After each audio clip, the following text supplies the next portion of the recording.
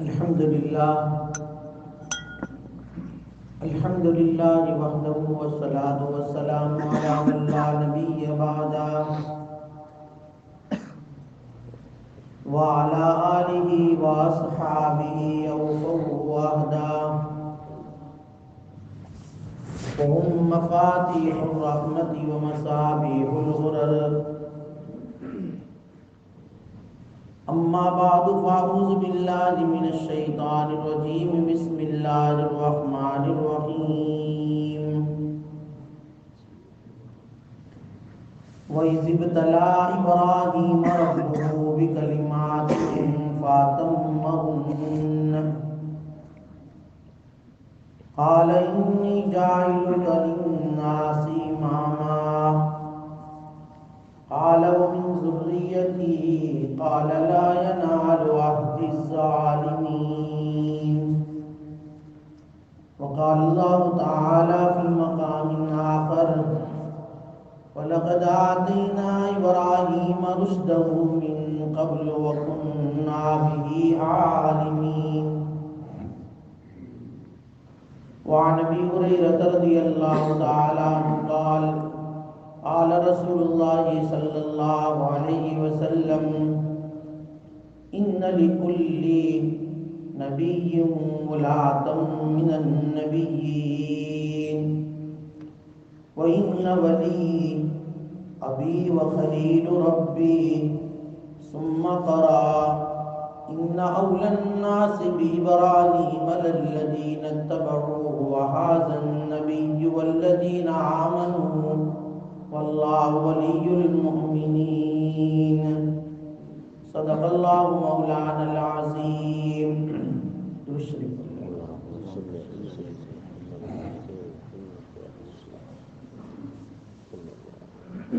واجب الاحترام بزرگوں، جیسے کہ جمعہ میں نے کہا تھا کہ حضرت ابراہیم علیہ السلام کی سیرت کے متعلق انشاءاللہ اتوار کو ہم بات کریں گے. حضرت ابراہیم علیہ السلام بہت ہی جلیل القدر پیغمبر ہے، اور جن کے واقعات قرآن کریم میں مختلف صورتوں میں مختلف مقامات پر اللہ تعالیٰ نے ذکر کیا ہے.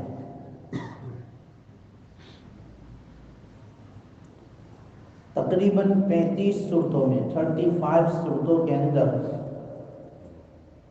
اللہ تعالیٰ نے حضرت ابراہیم علیہ السلام کا تذکرہ کیا، اور 63 مقامات پر 63 مقامات پر ابراہیم علیہ السلام کا تذکرہ ہے.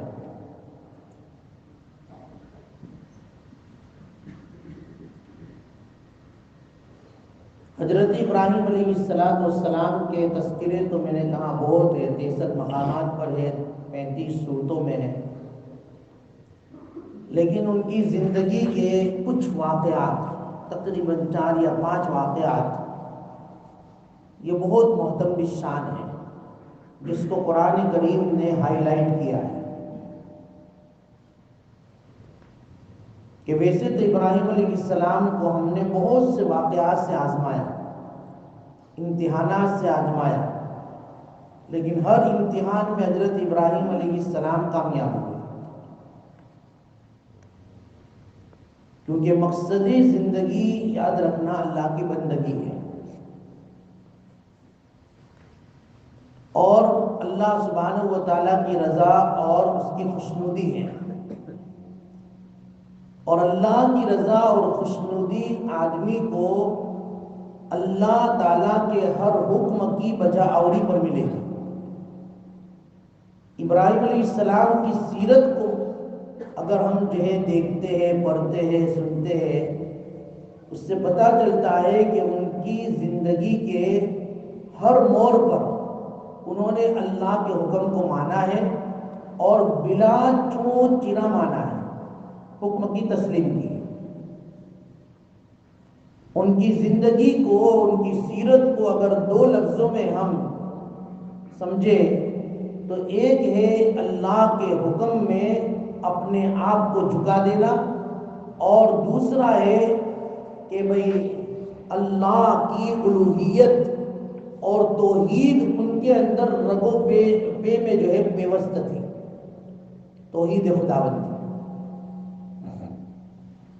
اللہ کی محبت ان کے دل میں بہت زیادہ تھی، اللہ کی اطاعت ان کے دل میں بہت زیادہ تھی، اور اللہ کا دین کس طرح جو ہے پوری دنیا میں عام ہو جائے اس کی فکر ان کے دل میں بہت زیادہ تھی۔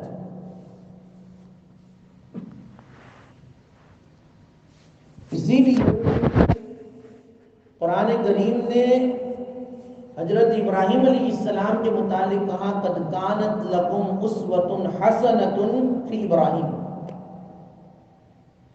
تمہارے لیے یعنی امت محمدیہ تمہارے لیے ابراہیم کی زندگی میں، ان کی سیرت میں، ان کی لائف کے اندر نمونہ ہے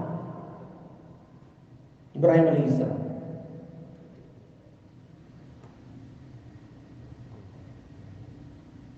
ہم تمام کو معلوم ہے کہ تخلیق یہ انسانیت کے جو باپ ہے وہ حضرت آدم علیہ السلام، پہلے باپ،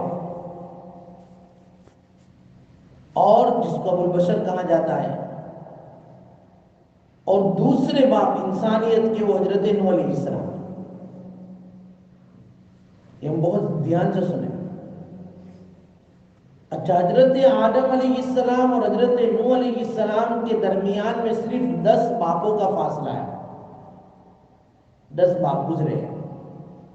بائبل کے اندر ان کا نسب نامہ موجود ہے، وہ صحیح ہے غلط ہے ان کے متعلق جو ہے وہ بائبل میں موجود ہے، لیکن ڈسٹنس صرف 10 جنریشن کا ہے۔ 10 باپ کے بعد حضرت نوح علیہ السلام آ جاتے ہیں، اور نوح علیہ السلام نے اپنی قوم کو بہت سمجھایا، دعوت دی، اللہ کے حکم کی، لیکن انہوں نے نہیں مانا۔ ساری 900 سال تک سمجھایا، صرف 80 لوگ ایمان لائے، باقی سب غرق۔ نوح علیہ السلام نے بدعا کر دی، رب لا تذر علی الارض من الکافرین دیارا۔ بہرحال بیٹا بھی گیا، ہدایت اللہ کے ہاتھ میں، اللہ جسے چاہتے دیتے ہیں، ورنہ تو کون باپ چاہے گا کہ اس کا بیٹا جو ہے گمراہ ہو، اس کا بیٹا صحیح راہ پر نہ ہو۔ حالانکہ باپ بالکل دیندار ہوتا ہے، لیکن بیٹا بے دینی کی حالت میں زندگی گزارتا ہے۔ خود نبیوں کے گھرانے کے اندر یہ مثال ہے، نوح علیہ السلام نبی ہے لیکن ان کا بیٹا کافر ہو رہا ہے، اور کہا یا بنی ارکب معنا ولا تکن مع الکافرین، یہ بیٹے پیارے بیٹے ہمارے ساتھ شریک ہو جا، کافروں میں مت بن۔ لیکن ہدایت اللہ کے ہاتھ، اللہ کے نبی صلی اللہ علیہ وسلم کی پرورش، ان کی خبر گیری بھائی کتنے کی تھی ان کے چچا نے، لیکن ہدایت نہیں تھی۔ انک لا تہدی من احببت، نبی پیارے آپ ہدایت نہیں دے سکتے جسے آپ چاہو، نہیں، ولکن اللہ یہدی من یشاء، اللہ جسے ہدایت چاہتے دیتے ہیں۔ اللہ کا شکر ادا کریں اس نعمت اسلام پر، نعمت ایمان پر، اس محفل میں بیٹھنے پر، یہ ساری نعمتیں جسے چاہتے ہیں اس کو اللہ تعالیٰ دیتے ہیں، ورنہ نہیں دیتے۔ حضرت نوح علیہ السلام نے سمجھایا لیکن نہیں سمجھے۔ ہاں تو کہنا یہ چاہتا ہوں کہ کشتی کے اندر صرف 80 لوگ تھے، اور طوفان آیا، آسمان سے بھی پانی، زمین سے بھی پانی، سب غرقاب ہو گئے۔ تو یہ جو ہے غرقابی اور یہ تباہی، یہ ہلاکتی پوری انسانیت کو ختم کر دیا تھا۔ کیوں؟ قرآن کریم میں سورہ صافات میں وَجَعَلْنَا ذُرِّيَّتَهُ هُمُ الْبَاقِينَ، ہم نے نوح علیہ السلام کی ذریت کو باقی رکھا، باقی سب کو ختم کر دیا۔ تو یہ طوفان پوری دنیا میں چلا تھا، پوری دنیا میں چلا تھا، لیکن خاص کر کے ان کی بستی میں یہ طوفان آیا تھا۔ تو پھر انسانیت، پوری انسانیت کیسے ختم ہو گئی؟ کیونکہ انسانیت صرف ان کی بستی میں رہتی تھی بس، اور کسی علاقے میں دنیا میں انسانیت تھی ہی نہیں۔ کیونکہ آدم علیہ السلام سے لے کر نوح علیہ السلام کا جو جنریشن ہے وہ صرف کیا ہے 10 پشتوں کا ہے، اور 10 پشتوں میں اتنی زیادہ نسل نہیں پھیلتی کہ پوری دنیا میں آباد ہو جاتی، اس لیے صرف نوح علیہ السلام کے علاقے میں ہی انسانیت تھی، اور وہ ساری انسانیت ختم ہو گئی تھی، صرف وہ 80 باقی رہے تھے، اور ان میں حضرت نوح علیہ السلام کے 3 بیٹے تھے، اور ان 3 بیٹوں سے اللہ تعالیٰ نے پوری دنیا میں آج جتنی بھی انسانیت نظر آتی ہے نا وہ انہی 3 بیٹوں کے اولاد ہیں، اس لیے ان کو آدم ثانی کہا جاتا ہے۔ کن کو؟ نوح علیہ السلام۔ پھر اس کے بعد اللہ تعالیٰ نے نبوت کا سلسلہ جاری رکھا، لیکن کتابوں میں لکھا ہے کہ نوح علیہ السلام کے بعد حضرت ابراہیم علیہ السلام کے زمانے تک کوئی بھی اولو العزم پیغمبر نہیں آئے، بڑا نبی وہ کوئی نہیں ہے۔ نوح علیہ السلام کے بعد ڈائریکٹ اگر اولو العزم اور بڑے پیغمبر، بڑے نبی، بڑے رسول اگر کوئی آئے ہیں تو حضرت ابراہیم علیہ السلام، اور حضرت ابراہیم علیہ السلام کی نسل سے پھر جتنے بھی جو ہے اللہ تعالیٰ نے نبیوں کو پیدا کیا، کتابوں کو اتارا، وہ سب حضرت ابراہیم علیہ السلام کے اولاد۔ وَجَعَلْنَا فِي ذُرِّيَّتِهِمُ النُّبُوَّةَ وَالْكِتَابَ، یہ قرآن میں ہم نے حضرت ابراہیم کی ذریت میں نبوت اور کتاب کو جو ہے ہم نے جو ہے رکھ دیا۔ پھر جتنے بھی نبی آئے، جتنی بھی کتابیں نازل ہوئی، وہ سب کے سب واسطہ بالواسطہ حضرت ابراہیم علیہ السلام کے اولاد ہیں۔ اس لیے ابراہیم علیہ السلام بہت بڑے نبی، بہت بڑے نبی، اور یہ پیدا ہوئے عراق میں، اور ایک جگہ کا نام ہے جہاں ابراہیم علیہ السلام پیدا ہوئے تھے۔ عجیب و غریب امتحانات، قرآن کریم نے حضرت ابراہیم علیہ السلام کا تذکرہ کرنے کو نبی کریم صلی اللہ علیہ وسلم کو حکم دیا ہے، اس لیے ہم ان کا تذکرہ کر رہے ہیں نا، یہ بھی ثواب ہے، عبادت ہے۔ وَاذْكُرْ فِي الْكِتَابِ ابراہیم، کسی نبی کے بارے میں تذکرہ کرنے کو اللہ کے نبی کو خطاب نہیں کیا، آپ قرآن پڑھو، لیکن ابراہیم کے بارے میں کہا، ابراہیم کے بارے میں اے نبی آپ تذکرہ کیجیے۔ وَاتْلُ عَلَيْهِمْ نَبَأَ ابراہیم، کئی جگہوں پر، وَإِذْ قَالَ ابراہیم، اس ہمارے طالب علم بیٹھے، یہ ظرفیہ ہے، اور اس ظرفیہ جو ہوتا ہے نا اس سے پہلے اذکر جو فعل امر ہے نا وہ محذوف ہوتا ہے، اس لیے تمام جو ہے مفسرین آپ ترجمہ پڑھیں، اس کا جہاں تذکرہ آئے گا وہاں تذکرہ، وہاں ترجمہ کیا کریں گے مترجم؟ اس وقت کو یاد کیجئے، یاد کیجئے، اس وقت کا ذکر کیجئے۔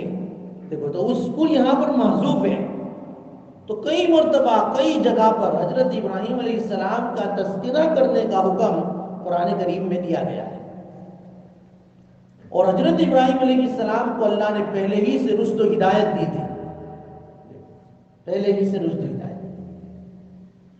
تو دیکھو ابراہیم علیہ السلام سے پوری ذریت چلی نبوت کی، کیونکہ ابراہیم علیہ السلام کے بعد جو ہے نا دیکھو ان کے بیٹے پیدا ہوئے، ایک اسحاق اور ایک اسماعیل۔ اسماعیل بڑے بیٹے، اسحاق چھوٹے بیٹے۔ اسحاق سارہ علیہ السلام سے ہے، اسماعیل ہاجرہ علیہ السلام سے ہے، اور سارہ ہاجرہ کا واقعہ آپ کو معلوم ہے، جب وہاں سے چلے تھے اور جو ایک بادشاہ نے وہی سارہ کو خدمت کے لیے ایک لونڈی اور باندی دی تھی، پھر انہی باندی کے ساتھ سارہ کے کہنے پر حضرت ابراہیم نے نکاح کیا تھا، تو انہی سے حضرت اسماعیل علیہ السلام پیدا ہوئے، اور وہ سارہ سے حضرت اسحاق علیہ السلام پیدا ہوئے، تو حضرت اسحاق علیہ السلام سے پھر یعقوب پیدا ہوئے، یعقوب سے یوسف پیدا ہوئے علیہ السلام۔ یہ سب نبوت کا سلسلہ میں گنوا رہا ہوں۔ پھر یوسف علیہ السلام کے بعد 400 سال کے بعد حضرت موسیٰ علیہ السلام پیدا ہوئے۔ موسیٰ علیہ السلام بنو اسرائیل کہلاتے ہیں، تو موسیٰ علیہ السلام کے زمانے میں تقریباً 1 لاکھ نبی پیدا ہوئے، 1 لاکھ۔ کیونکہ بنو اسرائیل کے اندر تو ہر محلے میں نبی تھے، ہر اسٹریٹ میں نبی، 1,00,000 نبوت چلی۔ پھر موسیٰ علیہ السلام کے بعد عیسیٰ علیہ السلام، پھر اللہ کے نبی صلی اللہ علیہ وسلم جو آخر میں آئے وہ کس کے؟ حضرت اسماعیل کے اولاد میں سے آئے۔ نبوت کا جو پہلا سلسلہ چلتا تھا وہ حضرت اسحاق علیہ السلام سے چلا تھا، لاکھوں نبی ان کے سلسلے نسب سے آئے، لیکن آخری نبی محمد رسول اللہ صلی اللہ علیہ وسلم جو آئے ہیں وہ حضرت اسماعیل کے نسل سے آئے ہیں۔ اسی لیے تو یہودی بہت ہی زیادہ جلیسی کرتے تھے کہ ابھی تک تو نبوت کا سلسلہ سال سال سے لاکھوں نبی ہمارے جنریشن اور ہمارے نسل سے آتے ہیں، یہ محمد جو ہے بنو ہاشم میں سے کیسے آ گئے؟ بس یہی ان کی جیت تھی جس کی بنیاد پر وہ ان کو ایمان لانے والے نہیں بنے۔ تو بہرحال اس طرح جو ہے نبوت چلی۔ ابراہیم علیہ السلام چونکہ بہت ہی جلیل القدر نبی ہے، واسطہ بالواسطہ تمام انبیاء ان کی جو ہے نسل سے ہے، اور ہماری شریعت بھی چونکہ بھائی حضرت ابراہیم ہی کی ملت سے ہے۔ حضرت مولانا بدر عالم میرٹھی رحمۃ اللہ علیہ نے ترجمان السنہ ایک کتاب ہے، اس کے اندر لکھا ہے کہ حضرت ابراہیم علیہ السلام کے 40 ایسے احکامات ہیں جو شریعت محمدیہ میں موجود ہیں۔ اس لیے اللہ تعالیٰ نے حضرت نبی کریم صلی اللہ علیہ وسلم کو حکم دیا ثم اوحینا الیک ان اتبع ملت ابراہیم، ہم نے وحی کر دی، حکم دے دیا آپ کو کہ آپ حضرت ابراہیم کی ملت کی اتباع کریں، فالو کریں۔ تو ابراہیم علیہ السلام کو اللہ نے پہلے ہی سے رشد و ہدایت دی، پیدا ہوئے عراق میں اور علاقے کے اندر۔ اب ان کی قوم ستاروں کی پوجا کرنے والی، بتوں کی پوجا کرنے والی۔ ابراہیم علیہ السلام نے جب آنکھ کھولی، ہوش سنبھالا، دیکھا کہ لوگ ستاروں کی پوجا کر رہے ہیں، بتوں کی پوجا کر رہے ہیں، ان کو سمجھایا۔ پہلے تو کہا اتتخذ اصناما آلہۃ انی اراک وقومک فی ضلال مبین، تم کیسے معبودوں کو پوجتے ہو کہ میں تو ان کو جو ہے تم کو بھی اور تمہاری قوم کو بھی سری گمراہی میں دیکھ رہا ہوں، سری گمراہی۔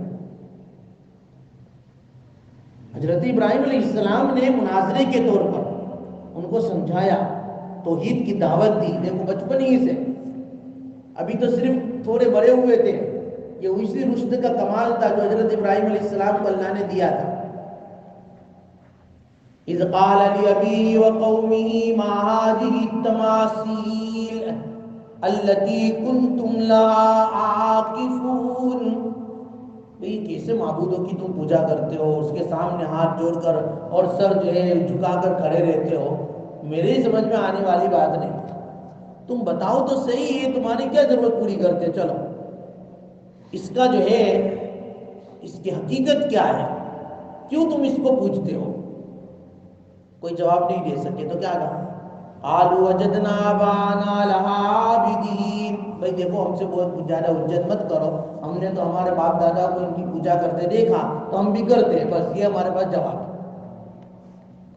کوئی بھی کام جو ہے ایسا دیکھو جو نیا ہو تو کہے بھئی یہ تم کیوں کرتے ہو؟ تو بھئی ہمارے باپ دادا نے کیا ہے تو ہم کرتے ہیں، اس کی کوئی حقیقت کے نہیں، سند کے نہیں، بس چلا آ رہا ہے پہلے سے، بھئی یہ کرتے تو ہم بھی کرتے ہیں، یہ جواب تھا۔ جیسے کہ آج کل لوگ جواب دے دیتے ہیں بدعتی، جب بدعت میں جب پھنستے ہیں یا کرتے ہیں، بھئی یہ تم کہاں سے لائے؟ کیا ہمارے باپ دادا سے چلا آتا ہے، ہمارے باپ دادا سے چلا آتا ہے۔ کوئی کسی مولوی نے کہا ہے، قرآن میں ہے، سنت میں ہے، ٹھیک ہے نہیں، باپ دادا نے کیا ہے تو کرتے ہیں۔ لَقَدْ كُنْتُمْ أَنْتُمْ وَآبَاؤُكُمْ فِي ضَلَالٍ مُبِينٍ، حضرت ابراہیم نے کہا تم بھی، تمہارے باپ دادا بھی، سب گمراہ، سب گمراہ۔ یہ کہہ دینا کوئی آسان کام نہیں ہے، یہ توحید کی بات بتلانا آسان کام نہیں ہے۔ سارے قوم مخالف ہو گئے، گھر والے مخالف ہو گئے۔ ہاں، ابراہیم علیہ السلام کا پہلا امتحان تھا کہ ہدایت کی بات، حق کی بات کہنے میں ذرہ برابر بھی انہوں نے تردد نہیں کیا۔ قوم کے سامنے کہنا پڑا تو کہہ دیا، گھر والوں کے سامنے کہنا پڑا کہہ دیا، نہ باپ کی پرواہ کی، نہ گھر کی پرواہ کی، نہ قوم کی پرواہ کی، نہ شہر کی پرواہ کی۔ بس ایک اللہ کی وحدانیت عام ہو جائے، لوگوں کے ذہنوں میں غیر اللہ کی محبتیں ختم ہو کر ایک اللہ کی محبت اور ایک اللہ کی الوہیت ان کے دلوں میں آ جائے۔ حضرت ابراہیم علیہ السلام نے ڈنکے کی چوٹ جو ہے توحید کا نعرہ بجا دیا، جس کے جیسے کہنا تھا ساری قوم بھی مخالف ہو گئی، بادشاہ تک بات پہنچی، بادشاہ بھی مخالف ہو گیا، اور بادشاہ نے کہا کہ اب جو ہے ان کو سزا دی جائے، پہلے تو بلاؤ ان کو۔ اب بادشاہ کو بلایا گیا اور پھر بادشاہ نے جو ہے ان کو سمجھایا بھائی کس کی بات، کون معبود ہے تمہارا؟ تو یہ ہے۔ ان کے سامنے پھر مناظرہ ہوا۔ بادشاہ کا نام نمرود تھا، معلوم ہے نمرود، وہ خدائی کا دعویٰ کرتا تھا، خدائی کا، اپنے آپ کو خدا کہتا تھا۔ ابراہیم علیہ السلام نے ان کے ساتھ مناظرہ کیا، سمجھانے ان کو سمجھایا، پورا مناظرہ اور مکالمہ بھی قرآن میں موجود ہے۔ الم تر الی الذی حاج ابراہیم، حضرت ابراہیم علیہ السلام نے ان کو سمجھایا لیکن نہیں سمجھا۔ نمرود خدائی کا دعویٰ کرنے والا، جیسے موسیٰ علیہ السلام کے زمانے میں فرعون تھا نا، خدائی کا دعویٰ کرنے والا۔ فرعون جو ہے نا، فرعون یہ ایک بادشاہت کا نام ہے، فرعون ایک شخصیت کا نام نہیں ہے، یہ بھی یاد ہے۔ فرعون کوئی شخصیت کا نام نہیں ہے، فرعون یہ بادشاہیت کا نام ہے۔ مصر کے اندر جو بھی بادشاہ اپنی تخت شاہی پر بیٹھتا تھا اس کو فرعون کہا جاتا تھا۔ مصر کے اندر 56 کنگ اور بادشاہ ایسے گزرے ہیں کہ جو فرعون بن کر آئے، اور کون سے زمانے میں کون سا جو ہے بادشاہ فرعون کا کیا نام تھا، وہ ساری کتاب جو لغات کی کتاب آتی ہے المنجمید، ہمارے طلبہ کو معلوم ہے منجمید ایک کتاب آتی ہے، اس کے اندر پورا چارٹ موجود ہے۔ 56 فرعون، کون سے زمانے میں کون سا بادشاہ، اس کا کیا نام، ان کا کیا نام، ان کا کیا۔ موسیٰ علیہ السلام کے زمانے میں جو فرعون تھا اس کا نام تھا رعمسیس، یا رعمسیس اس کا نام تھا، اس کا نام فرعون نہیں تھا۔ فرعون تو لقب ہے بادشاہ کا، جیسے کہ ہمارے یہاں جو پرائم منسٹر ہوتے ہیں ان کو پرائم منسٹر کہتے ہیں، حالانکہ نام الگ الگ ہوتے ہیں۔ ہمارے زمانے کا پرائم منسٹر کوئی اور ہے، ان کے زمانے کا کوئی اور ہوگا، تو وہاں فرعون کہا جاتا تھا۔ تو رعمسیس اس کا نام، اس نے بھی انا ربکم الاعلی دعویٰ کیا تھا۔ تو یہ نمرود نے بھی جو ہے انا ربکم الاعلی کا دعویٰ کیا تھا۔ ابراہیم علیہ السلام نے اس کو سمجھایا، نہیں سمجھے، اور ظاہری بات ہے بھائی دلائل سے اور باتوں سے جب بات سمجھ میں نہیں آتی ہے تو جو لوگ ہوتے ہیں وہ پھر مار دھار کی بات شروع ہو جاتی ہے۔ ابراہیم علیہ السلام کو جلانے کی بات شروع ہو گئی، بھائی ان کو ختم کرو، بس دلائل سے جو ہے بات جمتی نہیں ہے تو پھر ہاتھ پائی پر آ جاتے ہیں۔ یہ پہلے سے ہی باطل لوگوں کا جو ہے طریقہ رہا ہے۔ حضرت ابراہیم علیہ السلام کو آگ میں جلانے کا حکم دیا گیا، 3 مہینے تک تو صرف لکڑیاں جمع کی گئی، اور حکم کس کا تھا؟ بادشاہ کا۔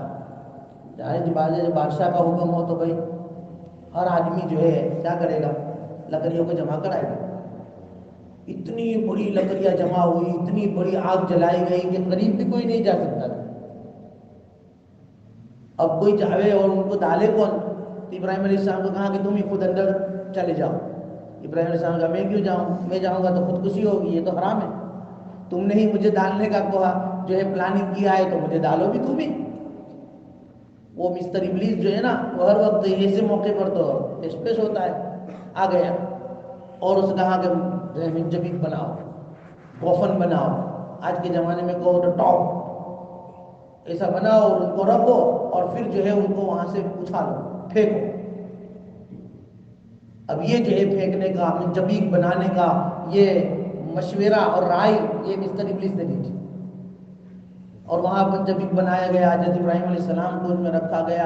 اب آگ جل رہی ہے، وہ آگ نہیں کہ آگ کا سمندر تھا، اس کی لپیٹیں جو آسمانوں سے باتیں کرتی تھی، اڑنے والا پرندہ اس کی تپش سے جو ہے بھون کر گر جاتا تھا، اتنی بڑی آگ جلائی گئی۔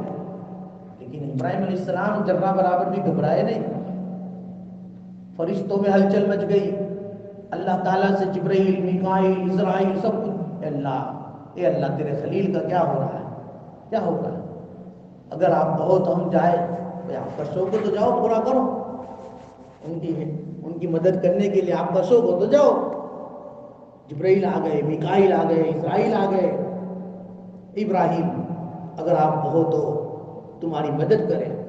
ہم جو ہے میکائیل ہے، اللہ نے مجھ کو بارش کے اوپر مقرر کیا ہے، تم کہو تو ابھی ہی پانی برسا دے، آگ بجھا دے. اللہ نے کہا ہے ذاتی حیثیت سے آئے ہو یا سرکاری حیثیت سے؟ تو کہ نہیں، آئے تو ذاتی حیثیت سے، لیکن سرکار کی اجازت لے کر آئے. تو کہ نہیں اجازت نہیں. اگر ان کی طرف سے مدد کے لیے ہو تو ابھی مجھے آپ کی مدد کی کوئی ضرورت نہیں ہے، میرا اللہ مجھے دیکھ رہا ہے. کیسا ایمان تھا، کیسا توکل تھا، کیسا بھروسہ تھا خدا کی ذات پر.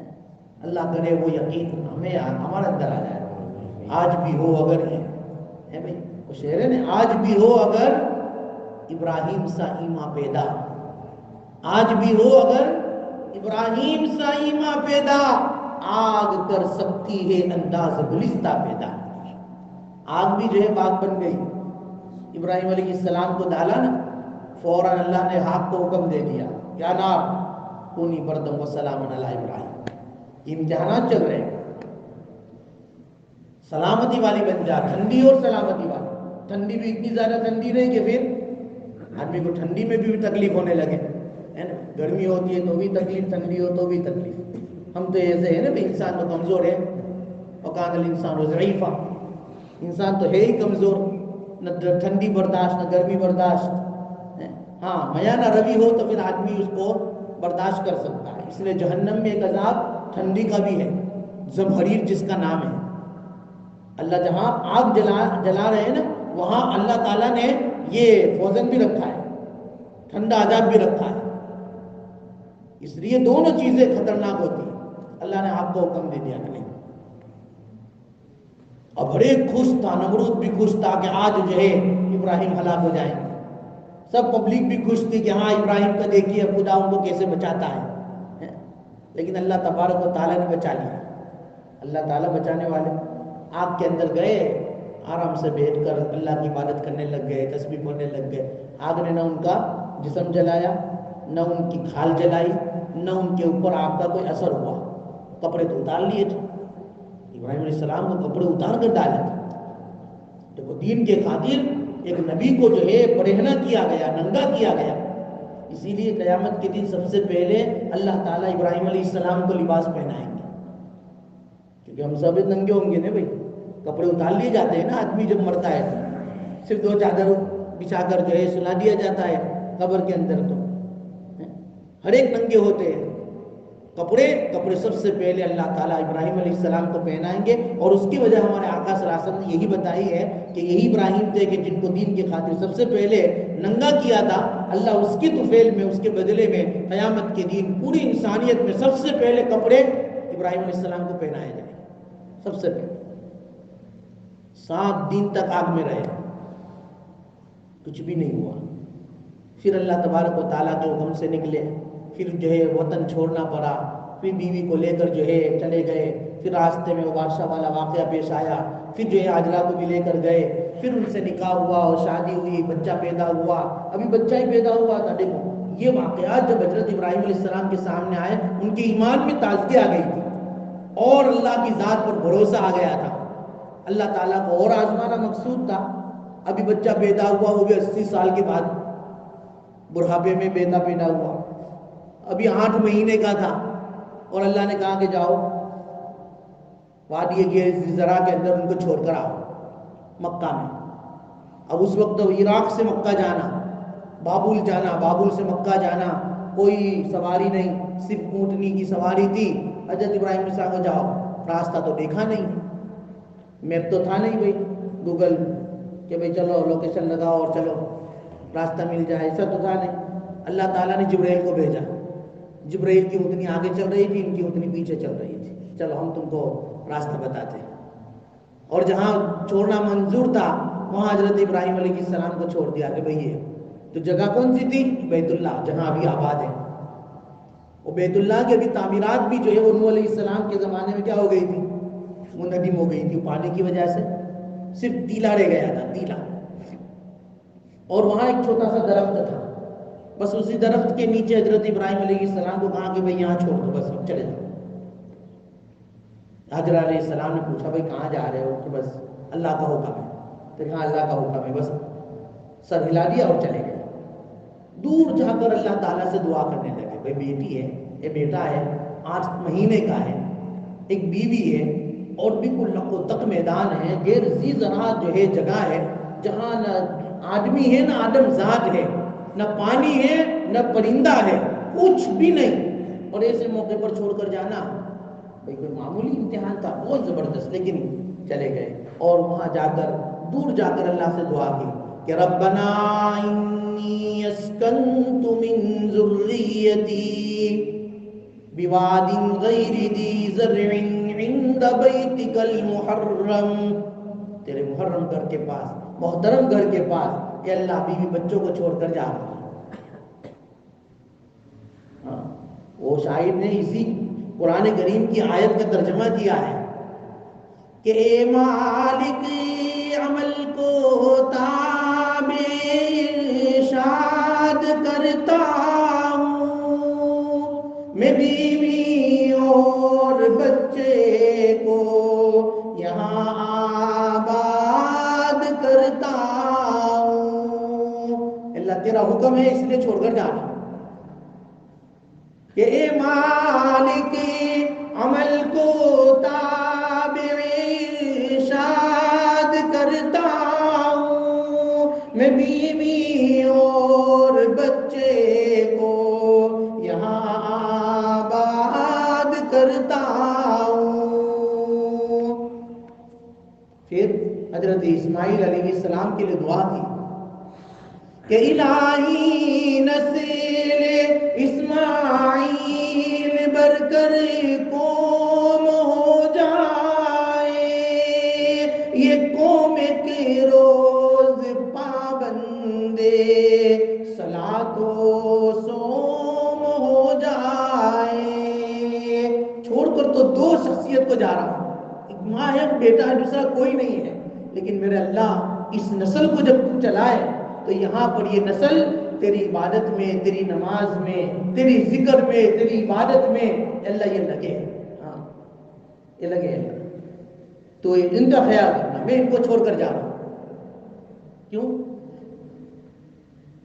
تیرا وعدہ بشارت تیری سچی ہے، تیرا وعدہ بھی سچا ہے، کیونکہ تو نے کہا ہے ان کو چھوڑ دے، اب محافظ تو ہے، اب تو ہی ان کو روزی کا سامان دینے والا تو ہی ہے، اس لیے کہا کہ بشارت تیری سچی ہے، تیرا وعدہ بھی سچا ہے، بس اب تو ہی محافظ ہے، یہ بیوی ہے یہ بچہ ہے، بس یہ کہہ کر چلے گئے۔ کتنے مدت تک، سال 2 سال، کتنے سال ہو گئے، اس کے بعد پھر 6 مہینے میں حکم ہوتا تھا کہ جاؤ مل کر آؤ، 6 مہینے میں آئے تھے، لیکن حکم یہ تھا کہ جاؤ ملنے جاؤ نا تو صرف اونٹنی پر جانا ہے اور اونٹنی پر واپس آنا ہے، وہاں اونٹنی پر سے نیچے بھی مت اترنا، صرف خبر لے کر آ جاؤ، جاؤ، اونٹنی پر سے نیچے اترنے کا بھی حکم نہیں۔ اور یہاں بچے کو ایک تھیلی میں کھجور دے دی تھی، ایک مشکیزے میں پانی دے دیا تھا اور کہا تھا کہ بس اب جاؤ، اللہ تمہارا محافظ ہے۔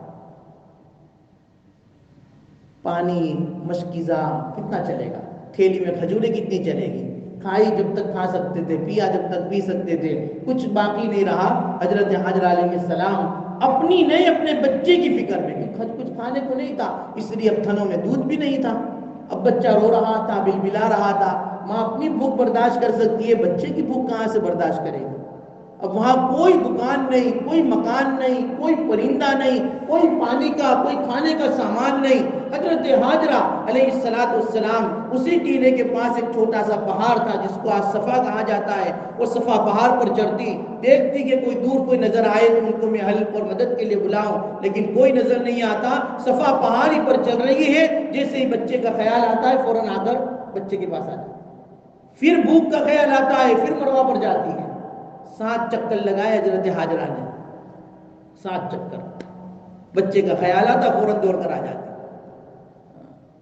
کیا منظر ہوگا. آدمی سوچے، کہنا میرے لیے آسان ہے، سننا آپ کے لیے آسان ہے، لیکن اس تصور کی وادی میں جائیے اور حضرت ہاجرہ علیہ السلام کی وہ دور، وہ طرف اتنی پسند آئی اللہ کو کہ ہر قیامت تک آنے والے حاجی اور جو ہے عمرہ کرنے والے کے لیے واجب قرار دے دیا، جب تک تم صفا مروہ کے وہ چکر جو ہاجرہ نے ایک زمانے میں اس وقت لگائے تھے جبکہ یہاں کچھ بھی نہیں تھا، وہ چکر لگانا تمہارے لیے واجب ہے. ایک حاجی کی حج اس وقت تک نہیں ہو سکتی، ایک معتمر عمرہ کرنے والے کا عمرہ اس وقت تک نہیں ہو سکتا جب وہ صفا مروہ کے چکر نہ لگائے اور ڈور نہ لگائے.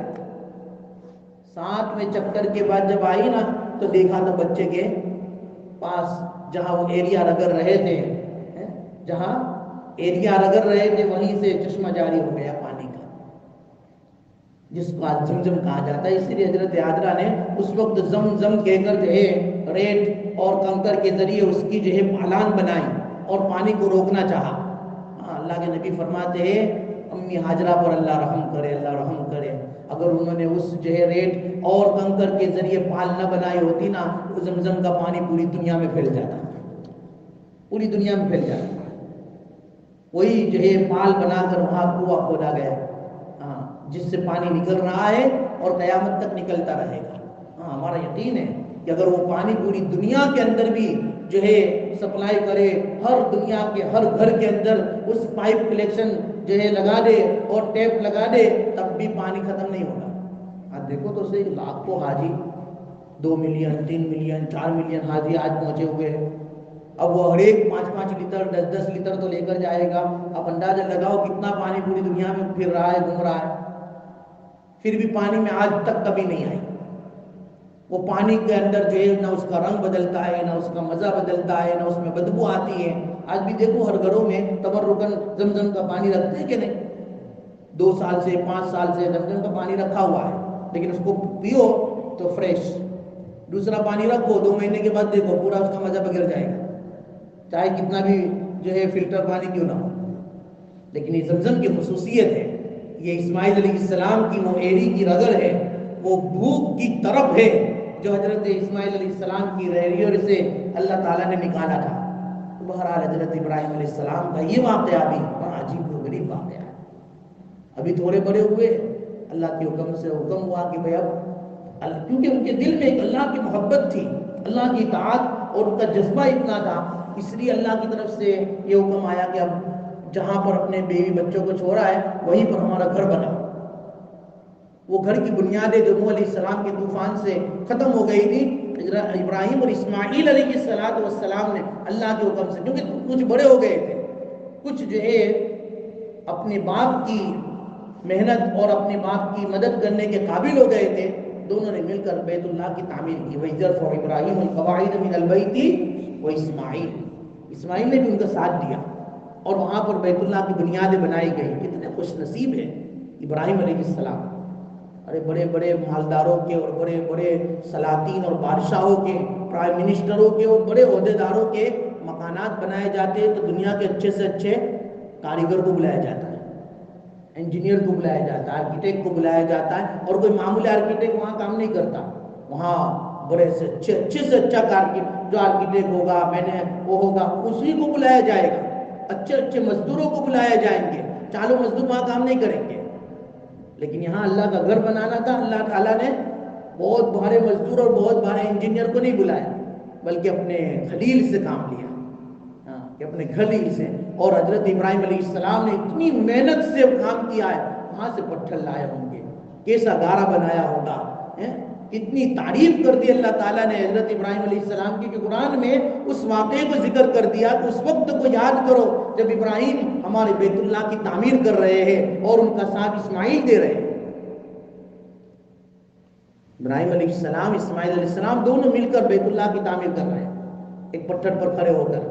کوئی سیڑھی نہیں تھی، جس پتھر پر کھڑے تھے نا آٹومیٹکلی وہ پتھر اگر جو ہے نیچے آنا ہوتا تو بیٹھ جاتا تھا، اوپر جانا ہوتا تو جو ہے آٹومیٹکلی وہ پتھر بڑا ہو جاتا تھا. جس کے اوپر حضرت ابراہیم علیہ السلام کھڑے رہ کر بیت اللہ کی تعمیر کر رہے تھے نا، وہی مقام ابراہیم کہلاتا ہے. جس پر حضرت ابراہیم علیہ السلام کے قدم کے نشانات آج بھی موجود ہیں، جو بیت اللہ میں رکھے ہیں۔ مقام ابراہیم وہ بالکل رکھا ہے نا اس کو کانچ کی پیٹی کے اندر، وہ مقام ابراہیم ہے، وہ وہی پتھر ہے جو جنتی پتھر ہے، اسی پتھر پر کھڑے رہ کر حضرت ابراہیم علیہ السلام نے اس بیت اللہ کی تعمیر کی ہے۔ لیکن دستکار، دل بیار، ہاتھ کام میں تھے لیکن دل خدا کی یاد میں تھا۔ ربنا تقبل منا، بس یہی دعا کر رہے اللہ، کام تو بڑا کر رہے ہیں لیکن ہے بہت چھوٹے، اے اللہ اپنی طرف سے قبول فرما لینا، اے اللہ قبول فرما لینا۔ اس لیے آدمی کوئی بھی کام کرے اللہ تعالیٰ سے قبولیت کی دعائیں کرتا رہے تو پھر اللہ تبارک و تعالیٰ اس کو قبول کرتے ہیں۔ دل میں خدا کی محبت اتنی تھی، دل میں خدا کی محبت اتنی تھی، اس لیے حضرت ابراہیم علیہ السلام نے بیت اللہ کی تعمیر کی۔ اس کے بعد پھر دوسرا امتحان جو کٹھین امتحان تھا، اور حضرت ابراہیم علیہ السلام کی لائف کا آخری امتحان تھا، جس کے بعد اللہ تعالیٰ نے ان کو خلیل کا لقب دیا اور بہت بڑا مقام دیا۔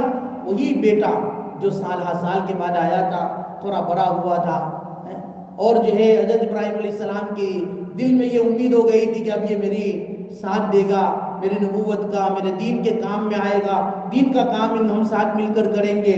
اللہ تعالیٰ نے خواب کے ذریعے حکم دے دیا کہ اب تم اپنی پیاری چیز قربان کرو۔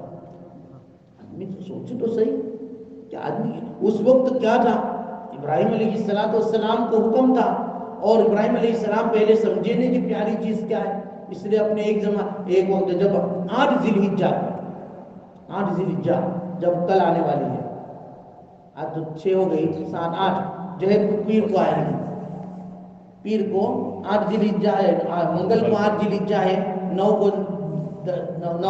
بدھ کو جو ہے 9 ذی الحجہ ہے، اور 10 کو جو ہے ہمارا عید کا دن ہے، جمعرات کا دن۔ تو منگل کا دن جو 8 ذی الحجہ ہے، اس وقت تو خواب دیکھا تھا تو حضرت ابراہیم علیہ السلام نے 100 اونٹ ذبح کیے تھے۔ پیاری چیز تو اونٹ ہے، اونٹ سب سے زیادہ پیاری چیز ہوتی تھی عربستان کے اندر، کیونکہ وہ بہت ہی اچھی سواری سمجھی جاتی تھی۔ دوسرے دن کہا کہ نہیں پیاری چیز قربان کرو، پھر 100 اونٹ قربان کی۔ تیسرے دن بھی حکم ہوا کہ پیاری چیز، تو وہ 10ویں ذی الحجہ کو جو حکم ہوا تھا نا، اس وقت جو ہے حضرت ابراہیم علیہ السلام نے سمجھا کہ نہیں بھائی یہ اونٹ نہیں، کوئی اور ہی چیز مانگی جاتی ہے، اور میرے نزدیک سب سے پیاری چیز میرا لخت جگر ہے۔ وہ واقعہ انشاءاللہ تعالیٰ ہم عید کے موقع پر بیان کریں گے، اور دوسرے میں جو مسائل ہیں اور قربانی کے جو فضائل ہیں، قربانی پر اللہ تعالیٰ کیا دینے والے ہیں۔ جیسے جمعہ میں بھی میں نے بتایا تھا کہ واقعی یہ بہت ہی معتبر شان عبادت ہے، اس عبادت کو خوش دلی سے ہمیں کرنی چاہیے، ہماری حیثیت کے مطابق، طاقت کے مطابق، جتنا اللہ تبارک و تعالیٰ ہمیں وسعت دے اتنا اپنی طرف سے بھی قربانی کرے، اپنی اولاد کی طرف سے، اپنے والدین کی طرف سے، مرحومین کی طرف سے، صحابہ کی طرف سے، انبیاء کی طرف سے قربانی کرے۔ اور قربانی کا مقصد کیا ہے، قربانی کا سبب کیا ہے، اس سے ہمیں عبرت کیا لینی چاہیے، وہ انشاءاللہ تعالیٰ عید کے موقع پر ہم سنیں گے۔ اللہ تعالیٰ ہمیں کہنے سننے سے زیادہ عمل کی توفیق عطا فرمائے، اور ابراہیمی صفات جو ہم نے بیان کی سنی، اللہ تعالیٰ وہ ہمیں عطا فرمائے، ان جیسی الوہیت، ان جیسی وحدانیت، اور ان جیسا توکل، ان جیسا ایمان، اور ان جیسی صفات اللہ تبارک و تعالیٰ ہم تمام کو عطا فرمائے۔ بسم اللہ الرحمن الرحیم، الحمد للہ رب العالمین والعاقبۃ للمتقین، والصلاۃ والسلام علی سید الانبیاء والمرسلین، اللہم لک الحمد کما انت اہل، وصلی وسلم علی سیدنا محمد کما انت اہل، وافعل بنا ما انت اہل، فانک اہل التقوی واہل المغفرہ۔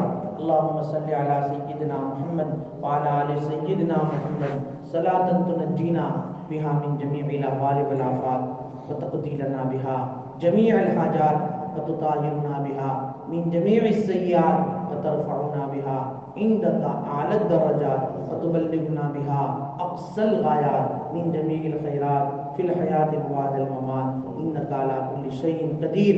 اے اللہ ہمارے گناہوں کو معاف فرما، خطاؤں سے درگزر فرما، سیئات کو حسنات سے مبدل فرما، مل بیٹھنے کو قبول فرما۔ اے پیارے اللہ تیری محبت ہمارے دلوں میں پیدا فرما۔ اے اللہ ابراہیمی صفات ہم تمام کے اندر منتقل فرما۔ اے اللہ ان صفات سے ہمیں متصف فرما۔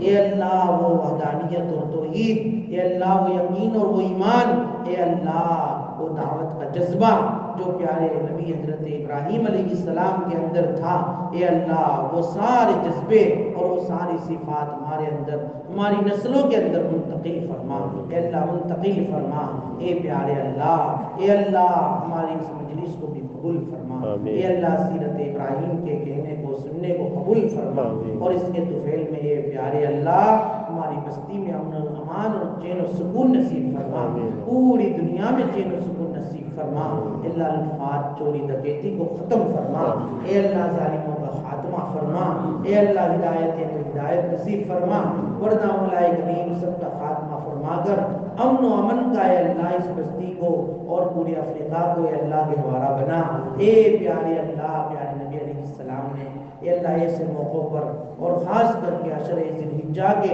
اے اللہ راتوں میں دنوں میں جو کچھ مانگا ہے اے اللہ حجاج بیت اللہ، اے اللہ تیرے ساتھ جو مناجات کر رہے ہیں اور جنہوں نے کر لی ہے اے اللہ جو کرنے والے ہیں اے اللہ ان تمام کی مناجاتوں میں ان کی دعاؤں میں اے اللہ ہمارا پورا حصہ نصیب فرما، اے اللہ حجاج کرام کے حج کو بھی قبول فرما، ان کے ارکان کو آسان فرما، آئندہ کل سے اللہ تمام حجاج کرام اے اللہ مینا میں جائیں گے، اے اللہ عرفات مزدلفہ اور مینا کی وادیوں میں جمرات کی جو ہے رمی، اے اللہ قربانی کے اندر قربانی، بیت اللہ کا طواف، اے اللہ صفا مروہ کی سعی، حلق، اور اللہ قربانی کی جو عباداتیں وہ کر رہے ہیں اور اس کے خاتمے پر اختتام پر اے اللہ وہ جو دعائیں مانگ رہے ہیں اے اللہ اور ان کی اس جو ہے عبادت پر اے اللہ عرفات کے میدانوں میں اے اللہ آپ جو ان کے اوپر رحمت نازل فرمانے والے ہیں اے اللہ وہ رحمت کا حصہ ہمیں بھی نصیب فرما، اے اللہ ہمیں بھی حصہ نصیب فرما،